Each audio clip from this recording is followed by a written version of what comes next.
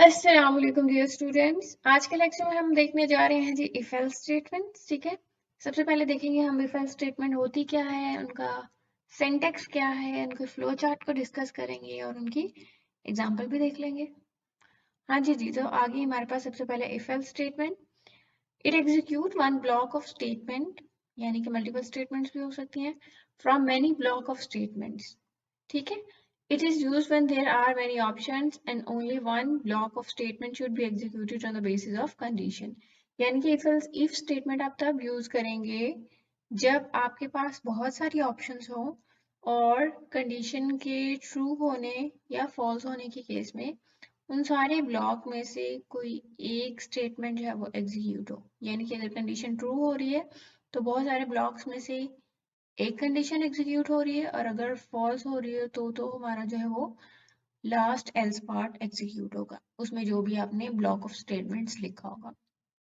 जैसे यहाँ पे सिंटेक्स लिखा हुआ है, तो सिंपल इफ एल्स जैसा ही स्ट्रक्चर है इसका भी, लेकिन थोड़ा सा डिफरेंस आता है। स्टार्ट में देखिए हमारे पास ये इफ लिखा हुआ है, कंडीशन यहाँ पे आपने पहली कंडीशन लिखनी है। ठीक है, जब आपके पास मल्टीपल ऑप्शंस हैं तो आपने पहली कंडीशन यहाँ पे पहली ऑप्शन यहाँ दे देनी है। अगर कंडीशन ट्रू हुई ये वाली तो इस ब्लॉक में यानी कि इन ब्रैकेट्स के दरमियान आप जो भी स्टेटमेंट्स लिखेंगे वो एग्जीक्यूट हो जाएंगे।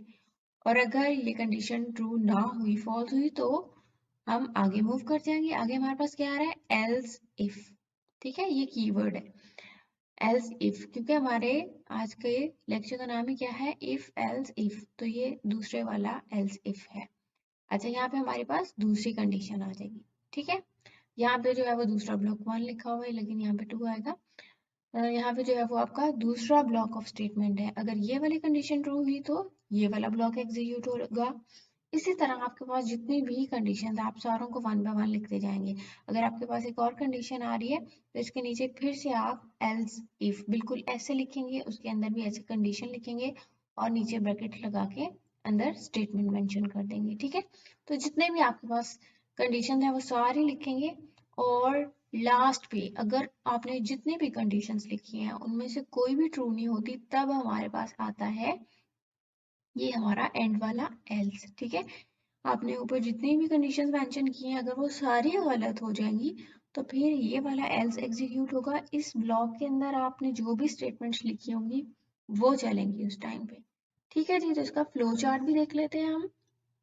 ये देखें, कंडीशन 1 यानी कि वो जो पहली हमने इफ के अंदर लिखी थी, अगर ये ट्रू होगी तो यहाँ पे स्टेटमेंट्स एग्जीक्यूट होंगी और उसके बाद आपका कंट्रोल यहाँ से नीचे आएगा और बाहर लूप से बाहर, यहाँ पे पूरी डायग्राम आपको शो नहीं हो रही, लूप से बाहर आ जाएगा। ठीक है, और अगर कंडीशन आपकी फॉल्स हुई तो दूसरी कंडीशन चेक की जाएगी। अगर दूसरी कंडीशन ट्रू है तो उसकी ब्रैकेट्स में जो स्टेटमेंट्स लिखी हैं वो एग्जीक्यूट होंगी, और कंट्रोल उसके बाद लूप से बाहर यहाँ पे आना है, यहाँ पे कंट्रोल नीचे जो भी कोई कोड लिखा है आपने इफ एल्स के बाद वो एग्जीक्यूट होगा।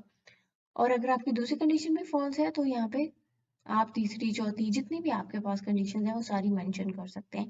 इसीलिए यहाँ पे हमने जनरल वर्ड लिख दिया एन। ठीक है, एन तक जितनी भी आप कंडीशन है आप यहाँ मेंशन कर सकते हैं।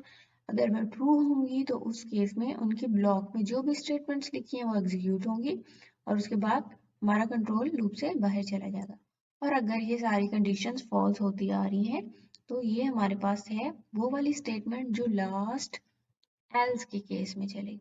ठीक है, एल्स यानी कि सारी कंडीशन आपने जितने भी लिखी थी सारी फॉल्स हो गई हैं, तो फिर ये वाली स्टेटमेंट जो है वो एग्जीक्यूट होगी।